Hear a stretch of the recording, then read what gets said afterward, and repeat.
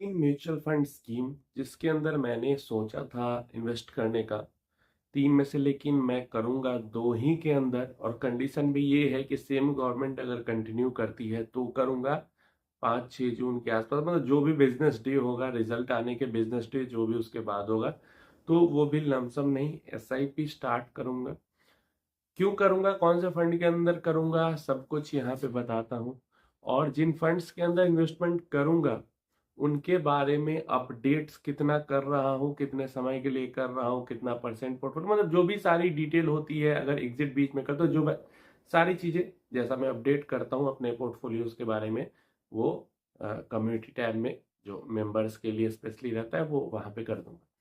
तो ये जो तीन फंड्स हैं उनमें से पहला फंड मैंने सोचा था इन्वेस्ट करने का, लेकिन जब मैं देख रहा था फंड को तो उसको फिर मैंने सोचा कि नहीं, इसके अंदर नहीं करना चाहिए, क्योंकि मुझे वॉलेटिलिटी से डर नहीं लगता है।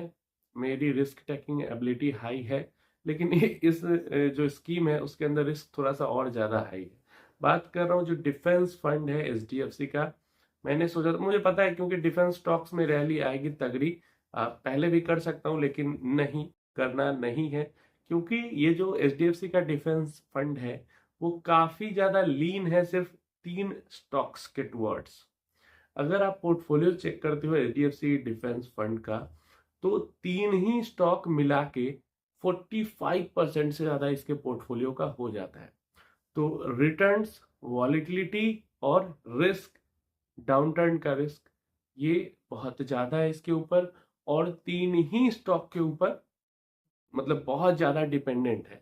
अगर इन तीनों में से एक स्टॉक के अंदर भी कोई स्कैम की न्यूज आ जाती है, स्टॉक कंपनी के अंदर कोई स्कैम की न्यूज आ जाती है, या बुक्स के अंदर मैनिपुलेट की न्यूज आ जाती है, या कुछ किसी तरीके का रेगुलेटरी इशू कुछ भी एक कंपनी के अंदर भी आ जाता है, तो ओवरऑल पोर्टफोलियो पे काफी बड़ा असर आ जाएगा, सालों लग जाएंगे रिकवर करने में। तो इसलिए मैंने इस फंड को साइड कर दिया।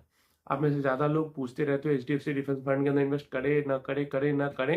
तो छोटा मोटा 2-4% अपने पोर्टफोलियो का इन्वेस्टमेंट करना चाहते हो, बहुत ज्यादा एक्सट्रीम रिस्क टेकिंग एबिलिटी है तो कर सकते हो। लेकिन मेरा उतना रिस्क टेकिंग एबिलिटी नहीं है रिस्क लेता हूँ लेकिन इतना भी ज्यादा नहीं।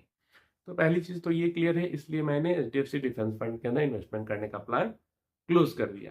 एक चीज मैं यहाँ पे क्लियर कर देता हूँ कि मैं हमेशा ही डाइवर्सिफाइड जो म्यूचुअल फंड्स होते हैं उनके सपोर्ट में ज्यादा रहता हूँ। Small cap, mid cap, large cap, ये सब टाइप के जो होते हैं। यहाँ पे जो मैंने ये सोचा, ये अपॉर्चुनिटी का फायदा उठाने के लिए मैंने सोचा कि चलो कर देता हूँ छोटा सा हिस्सा अपने पोर्टफोलियो का, ज्यादा पोर्टफोलियो पे असर ना पड़े उतना ही हिस्सा। बताऊंगा आगे वीडियो में जितना। दूसरा जो फंड है वो इंफ्रास्ट्रक्चर थीम पे फंड है। इंफ्रास्ट्रक्चर पिछले 5 सालों में भी भयंकर ग्रोथ हुई है स्टॉक्स के अंदर, म्यूचुअल फंड्स के अंदर। और हमारे देश के इंफ्रास्ट्रक्चर में भी एक्चुअल में भी काफी अच्छी ग्रोथ हुई है। ये तो अपोजिशन भी मानता है कि इंफ्रास्ट्रक्चर के अंदर में काफी ग्रोथ हुई है। इसके अंदर जो फंड्स हैं, काफी सारे फंड्स हैं, काफी अच्छा कर रहे हैं। लेकिन मैं क्वांट का इंफ्रास्ट्रक्चर के अंदर ही इन्वेस्टमेंट करूंगा।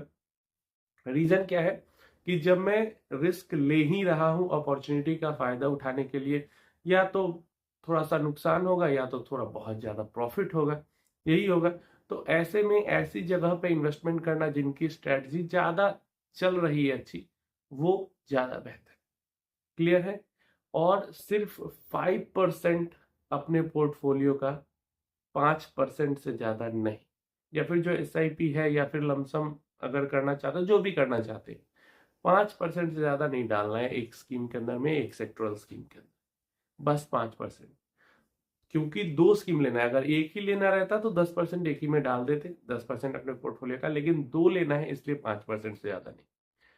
इसके बाद जो तीसरा आता है यहाँ पे फंड, वो आ जाता है मैन्युफैक्चरिंग फंड।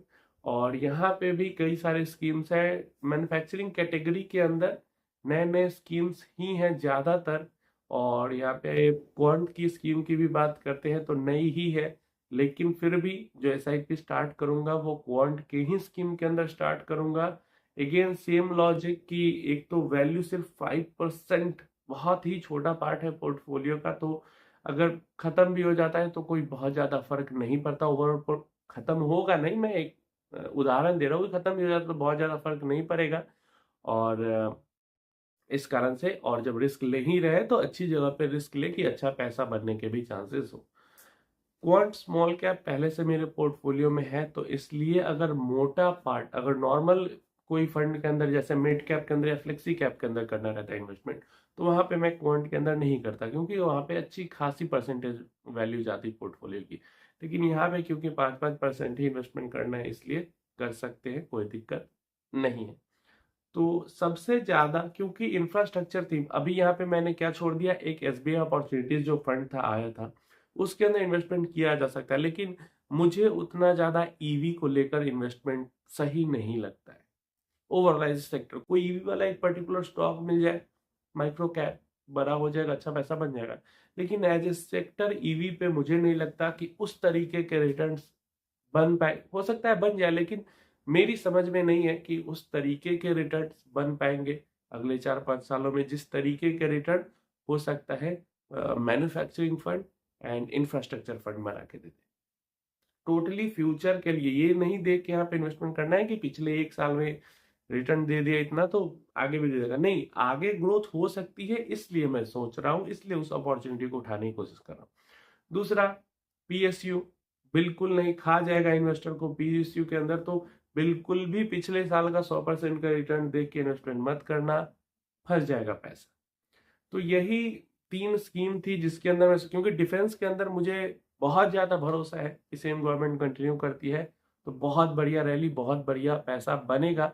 तो अगर उस तरीके कोई extreme high risk taker investor है, तो वो कर सकता है अपने पोर्टफोलियो का 2-4% इन्वेस्टमेंट, लेकिन मैं नहीं कर रहा। बाकी इन 2 फंड्स के अंदर मैं अगले कुछ सालों के लिए इन्वेस्टमेंट करूंगा और टाइम टू टाइम अपडेट्स भी देता रहूं। लास्ट में फिर से एक बार क्या दे रहा हूं, मेरा मेजॉरिटी में इन्वेस्टमेंट डाइवर्सिफाइड फंड्स में है। मैं हमेशा ही डाइवर्सिफाइड फंड्स का ही सपोर्टर रहता हूँ।